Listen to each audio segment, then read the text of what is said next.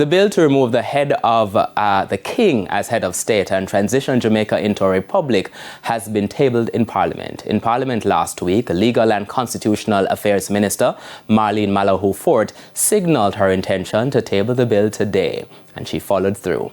Mrs. Malahou-Fort said the bill will be reviewed by a joint select committee of Parliament.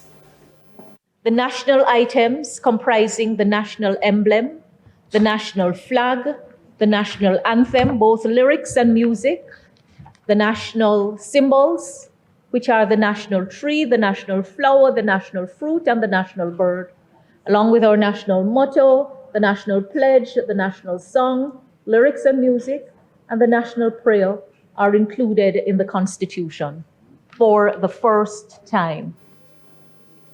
The bill also talks about how the president will be appointed. The Senate will also be expanded to include independent members, and the Electoral Commission of Jamaica will be entrenched in the Constitution. The opposition has welcomed the bill. Hope that in the processes that are outlined, that will continue this discussion, that we could find the common ground that will enable us to make the critical steps that are needed, and that in the main are not contentious. There are issues and there are areas of concern, but the goals and the objectives are not the same, are not contentious, and they're not different.